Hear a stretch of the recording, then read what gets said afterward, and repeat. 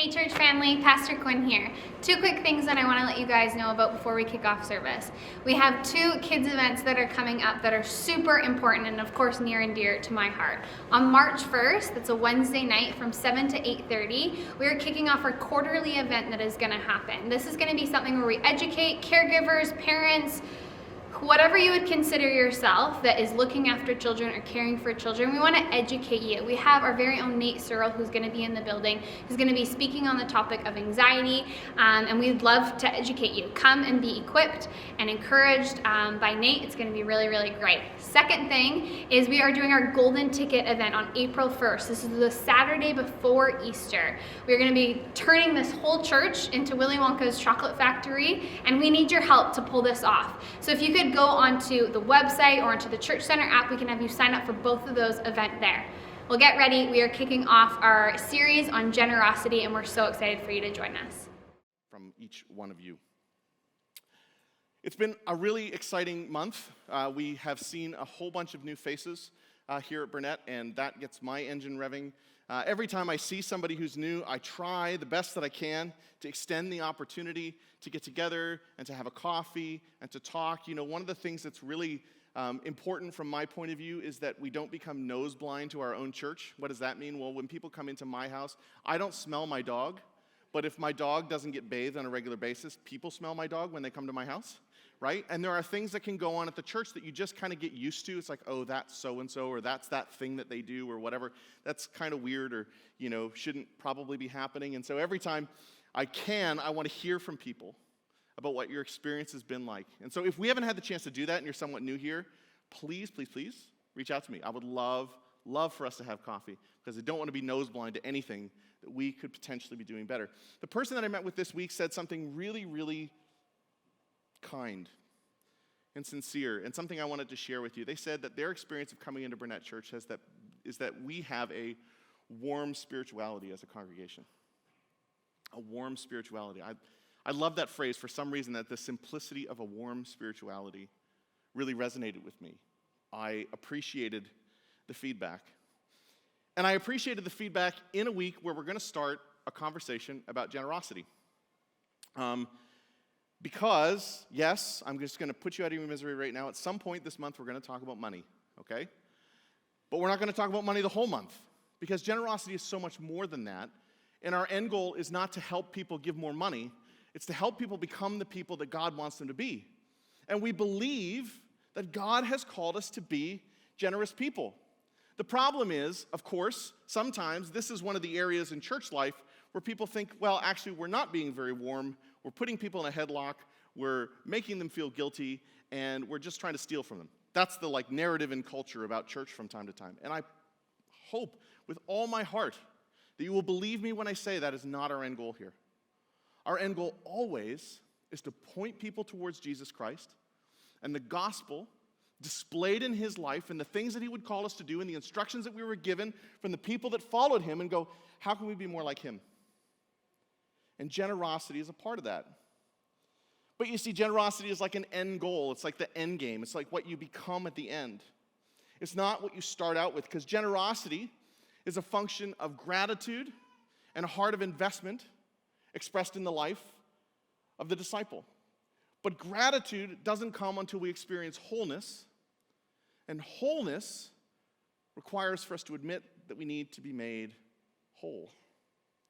And so this morning what I'm going to do is I'm going to do a little run through of some of the verses in Romans chapter 1 through 3, where Paul is articulating the gospel to a group of people that he knows about but has never met personally. See, a lot of the churches and a lot of the letters written in the New Testament from Paul to other churches are churches that Paul started and people that he's already met. But in the case of the Romans, that church got started without Paul.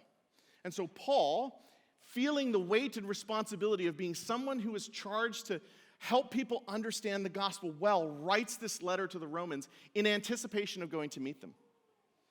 And in chapters 1 through 3, he says a few ornery things. And he deals with the topic of sin. And one of my hopes and goals is that sin, again, when we talk about this in church, it doesn't become a feeling of a headlock. but it becomes a look at how we're broken and how God might want to restore and redeem and make us whole. The law was given to Israel to help them understand their brokenness and their need for God in their life. And so when we talk about sin, it isn't a guilty game. A lot of the time, when I talk about it, I will talk about it as the human condition. The problem of being a human is that every single one of us messes up. The problem of being a human is that none of us are God, but we long to be in relationship with God. And there's a problem, and that problem is his perfection and our imperfection. That sin, that problem that we have, boils down to a few things that we're going to look at this morning, but it produces in God something that we're quite uncomfortable talking about. Romans chapter 1, verse 18 says this, that the anger of God is being revealed from heaven against all the godless and wickedness of people. All the godlessness and wickedness of people. Why? Well, if you continue to examine, the first chapter of Romans there, verses 29 through 32 give you a laundry list of things that human beings do wrong. But I want to tell you that I think those are the symptoms of the problem, not the problem itself. Right? Focusing on the problem itself, as we're going to see here in a minute, is a problem that people come up when they try to be legalistic and they try to fix things by fixing things themselves. No, actually, you have to kind of zoom out a little bit and go, there are a few different ways that Paul talks about in the first 3 chapters of Romans that I think kind of sum up how we try to deal with the problem of our sin and God's perfection and building a bridge and making it happen all on our own. And in order to help you remember these things, I've chosen 3 caricatures from our culture that I hope will cement these kinds of people in your mind. Now, I realize that one of them is real, and I'm going to talk about not judging people here in a minute, and you might go, but Pastor Tim, you're judging that person.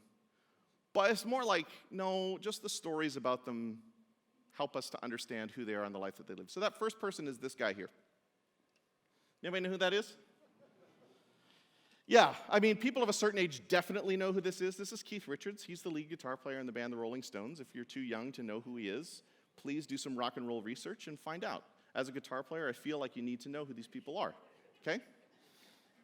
And Keith has looked like this for about 50 years.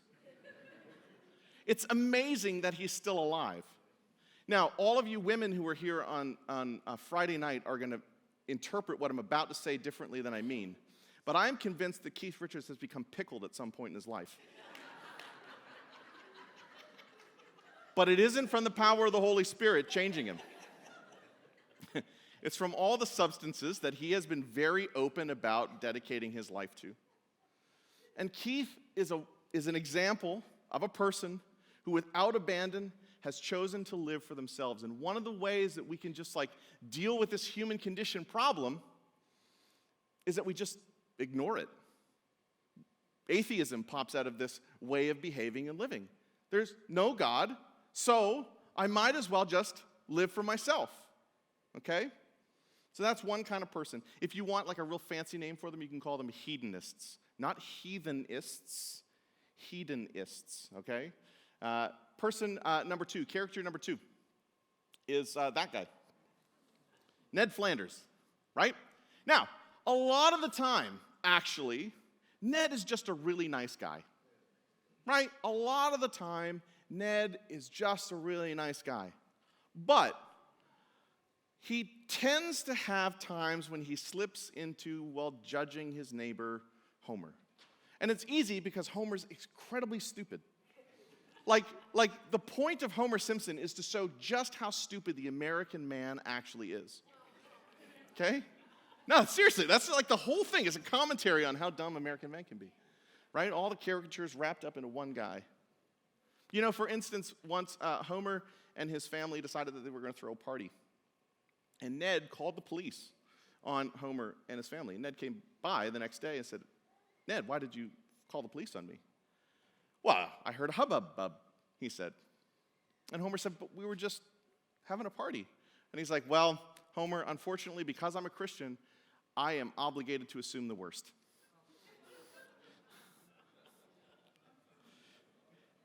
The Simpsons have a really interesting relationship in how they write Ned Flanders.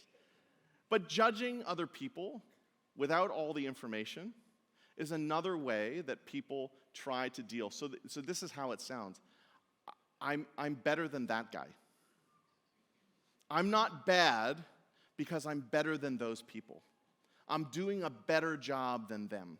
And we create, through our judgments about how their hearts are going, and it can be so subtle and so difficult to find, which is why I chose Ned in the first place. Because again, a lot of the time, Ned just seems like a really nice guy. But it sneaks in. It sneaks into our lives. And we begin to believe that the way that we are relating to God is okay because it's better than those other people. But that's actually not what Romans 2, chapter 1 says. It says that we judge and that we should stop. And then the third kind of person, I'm trying to cover like different millennium here, okay? Does anybody know who this is? Good, okay.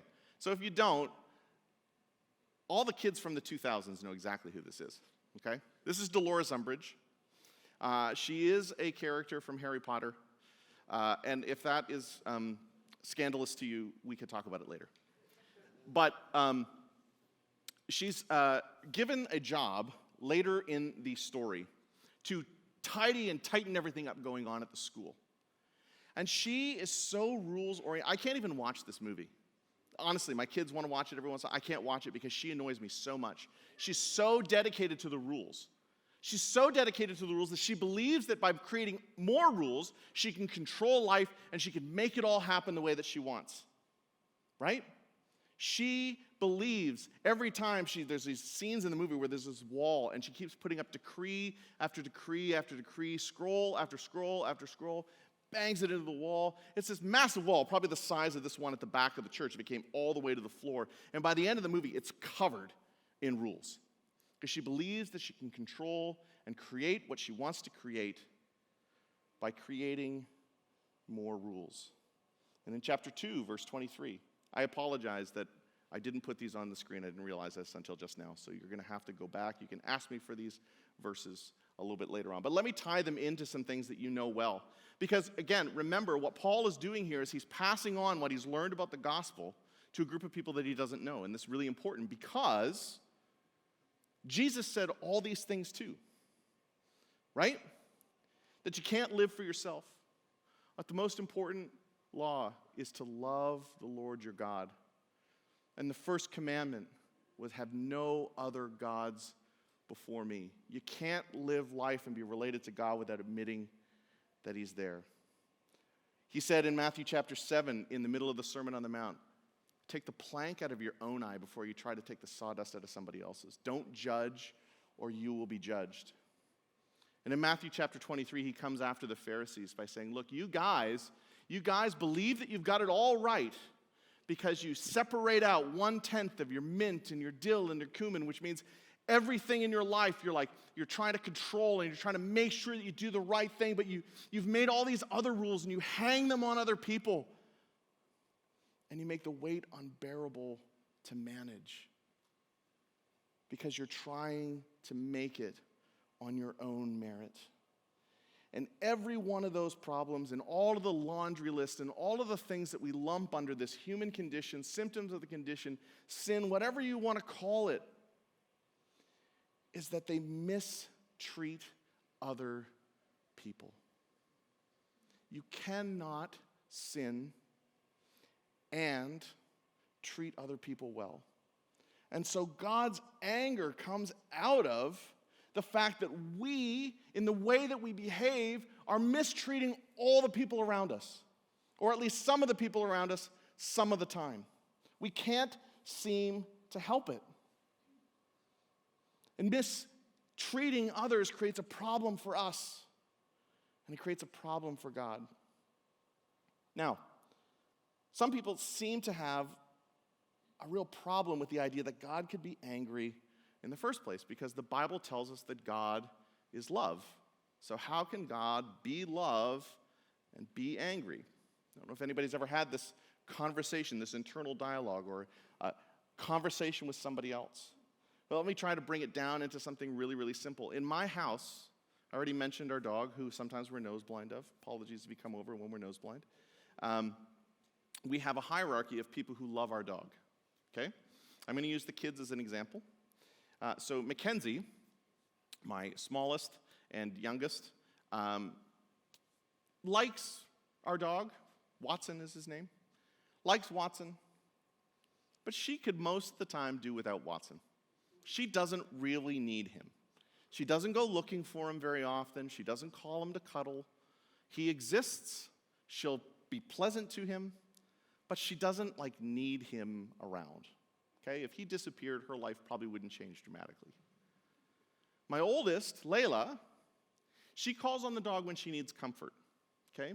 She very rarely plays with him. She certainly doesn't want to take him for walks or feed him or do any of those things. But when she's on the couch in the evening, sitting there watching television, she will call the dog over on occasion to sit next to her and to give her some comfort. So she loves the dog, but she doesn't love the dog the way that my son Julian loves the dog. Julian has a special relationship with the dog. In fact, his special relationship is so special that sometimes it really infuriates his mom and dad. Julian has a fantastic tendency of picking exactly the wrong moment to get down on the floor and roll around as though he is a dog with the dog, right? So this often happens when he's supposed to be getting ready for school. Julian, go upstairs, get ready for school. He makes it to the top of the stairs and no further because that's where the dog has been sitting. And Julian and the dog have now become enamored and entangled in a wrestling match over the dog's toys, okay? And we'll come 10 minutes later. Julian, do you have your socks on yet? No, he's still on his back on the floor wrestling with the dog, okay? Julian is the one who feeds the dog. So the dog loves Julian. Julian is the one who has to take the dog out. So the dog loves Julian. Julian and the dog have a relationship that the other two kids don't have. And most of the time, Julian is kind and gentle and loving towards the dog, except our dog is a duck retrieving dog, and he has always had a special affinity for anything soft. If there's anything unattended and soft in our house, the dog will assert his belonging over that item. So, this happens to our dishcloths on a regular basis. If you inspected my dishcloth drawer, you would see that at least 75% of all dishcloths in our house have a giant hole in the center of them. Because the dog grabs them, puts them in his mouth, he has giant teeth, and he puts a hole in them, okay? Socks.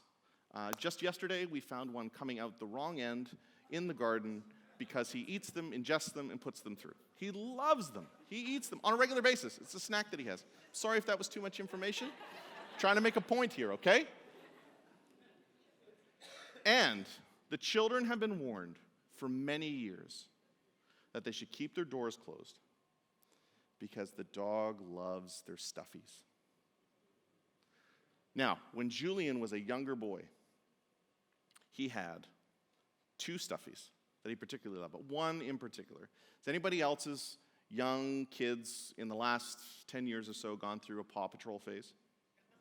Yeah, Paw Patrol was rampant in our house for a while. And so we had several of the Paw Patrol dogs in our house as stuffies, okay? But the most important one was Chase, okay? Chase is the German Shepherd police dog who is kind of like the leader of the Paw Patrol. And in our house, he's so loved and so revered that he has a special name. Julian, what do we call Chase? Chasey. He gets a nickname, like a hockey player, like Shorzy, like Chasey. Like he gets a little Y at the end of his name because he has a particular nickname, okay? So Chasey is precious in our house. So precious that when Julian was going through this phase of life, he would grab Chase in the morning with a blanket over one shoulder and Chase under one arm, and he would go downstairs and watch TV. Problem with that is that, like most young boys, he forgets his brain all over the place, and he would leave Chasey downstairs on the couch, unattended, when he went to get breakfast and get ready for school. So what do you think started to happen to Chasey and Watson? Watson started asserting his ownership over Chasey. And at first, we caught it. On a regular basis, we would catch Watson slinking away. Chase is hanging out of his mouth. He's about to go murder him over here in the corner. And we would catch him. and we would take it from him. And Chase would survive. We would tell Julian every time, Julian, if you don't put Chase away, if you don't take care of him, someday Watson is going to have his way with your toy. And sure enough, one day we came home to the most violent, stuffy scene you've ever seen. All over the floor. Stuffing everywhere. Chasey's head was in one place and his tail was in another. His ears were eaten off. It was like, oh my gosh. Whew.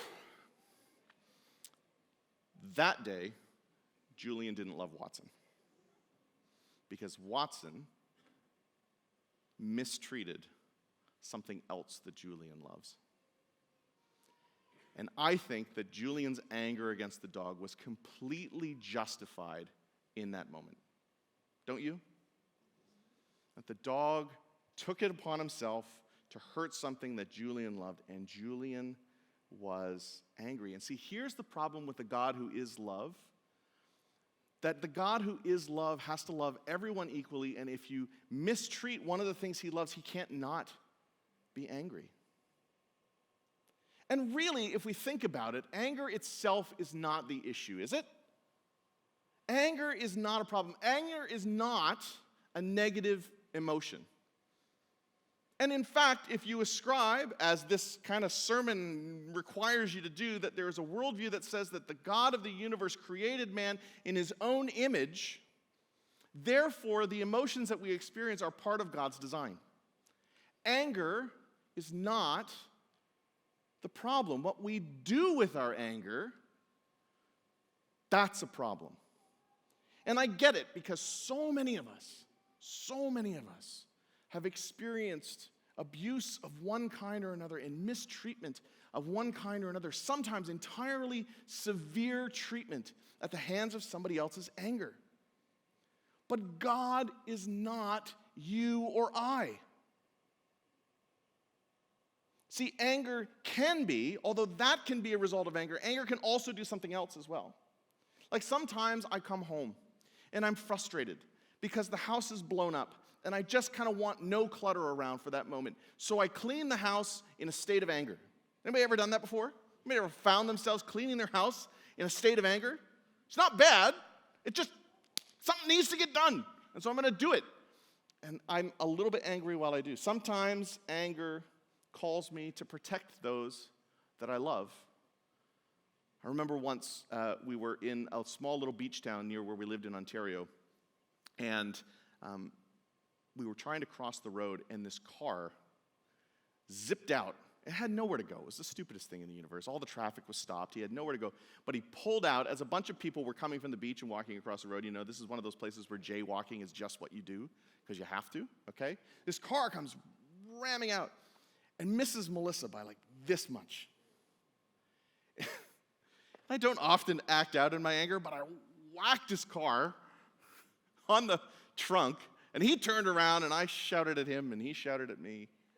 But in that moment, I knew that I need to do something to let him know his actions were putting somebody I love in danger. So sometimes my anger just wells up inside and calls me to protect other people.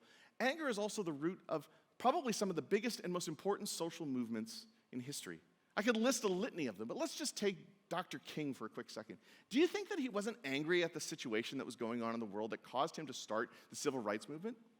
Of course he was. Of course he was, because it was wrong and it was evil.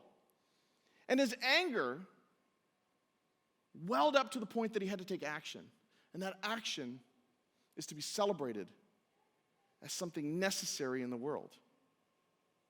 See, here's the thing though, in God's case, anger will never drive him to do the wrong thing, but only to do the right thing. And the most important thing that God's anger ever did was drive him to put on flesh and move into our neighborhood and lead us to himself through the life, death, and resurrection of Jesus Christ. That's what God's anger provoked and provided in the world. He decided that his anger was such a problem that the only way he could fix it was to fix it himself.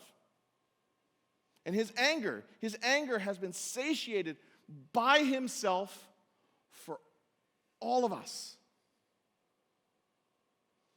if God didn't get angry at the way that we mistreat each other, we would have never needed Jesus to come and show us what it meant to live a life without mistreatment. We would have never needed a sacrifice that could cover all of our wrongdoing. And that's what Romans chapter 3, verses 22 and 24 tell us. That righteousness is given through faith in Jesus Christ to all who believe. There is no difference between Jew and Gentile, if we want to bring that into the modern world. No creed or class, no identity on earth separates us from this. Because all of us have sinned and fall short of the glory of God, and all are justified freely by his grace through the redemption that came by Christ Jesus. Amen, church? Please be excited about this. The gospel is available to cover every sin. Can we just leave that up on the screen for a quick second? Righteousness is given through faith in Jesus Christ to all who believe. No difference, for all of us have messed up. All of us are under the same condition. All of us fall short. In verse 24, and all of us are justified freely by his grace through the redemption that came by Jesus Christ. Just leave that up, please. See, the real problem we have isn't God's anger. He's taken care of that. The real problem is that without his intervention, we would destroy each other, one person at a time. Sometimes, guys, it's important for us to stop and just look in the mirror and understand what we would be without Jesus. I know in my life, sometimes I get so far down the path, I get down the road that I almost forget what he's done in my life. And we can never forget. Every once in a while, it's just a really good idea to grab the mirror and look at yourself and see what's there. I've had that experience in my personal life lately. A couple of weeks ago, my nose started spontaneously bleeding all over the place. In the short period of a week, I had 6 different half-hour to 45-minute to an hour-long nosebleeds. And I've never had nosebleeds in my life. I couldn't get them to stop. I didn't know how to get them to stop. And so I went to the hospital because, after you bleed for 45 minutes, you think, this has got to stop. So I went to the hospital, and both times they asked me the same question on check-in. Are you hypertensive? And both times I said, well, not that I know of. The second time I went, they were really serious about it because they're like, we're going to take your blood pressure again. Hypertensive means high blood pressure, in case you don't know that. My blood pressure was like 204 over 185. It was wild. And my family has a history of high blood pressure. But as my doctor illustrated to me and told me a couple weeks ago, said high blood pressure is one of those things you don't know you have until it does something. I'm just really grateful that it was a nosebleed and not something else. I talked to my doctor on Friday, I think it was, because I needed to update one of the prescriptions that he gave. Everything's settling in and settling down. Blood pressure's down in the 130s over 90, so way, way better. We'd like to see it come down a little bit more. So he was like, so have you changed anything about your diet and exercise? Here's the mirror. To be fair, I only have 1 cup of coffee a day now, which is down from like 4. And I'm not putting any extra salt on my food. So I have made some small steps. Yeah, thank you.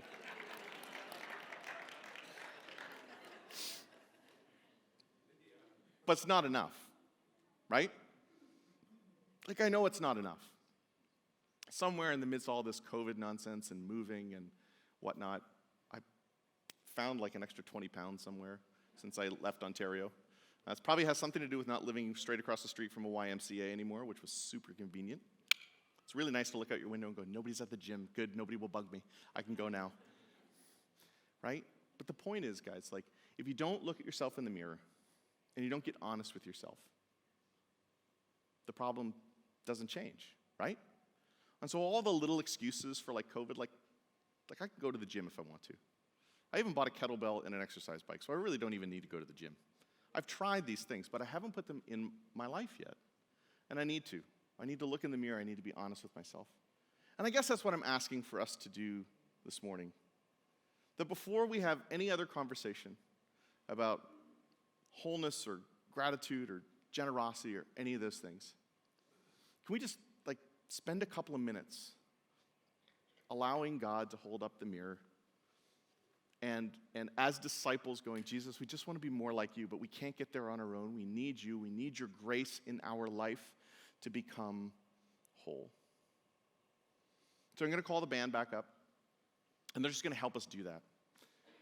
We've got a couple of songs, one that might be a little bit new to you, although women, this is your opportunity to lead the congregation because you did this song on Friday night, okay? And it's just a cry from our hearts to God to be like, you know, sometimes God, I'm not holding up the mirror. I'm not letting your word and your life, Jesus' life, inform the life that I'm supposed to be living. I'm not believing that you have something much greater for me. I'm not believing that who you made me to be is not the person that I am today, but a person in the future, of the future. A person who needs to look to Jesus to cover the things that need covering in my life and to call me and inspire me and motivate me and empower me by the Holy Spirit to become all that you have in mind for me. So I hope you'll take just these 2 minutes, 2 songs. You can stand, you can sit, you can kneel, you can pray, you can do whatever you need to do. This is like when I was a kid, the tradition that I grew up in, we'll have like altar calls all the time. You have to get up from your seat and move out and kneel at the front, and you know, there was something cathartic about it for sure, but we don't do that. But this is kind of that moment of just going, God, where am I today? Where do you want me to be in the future? Where do I need your grace to cover for me?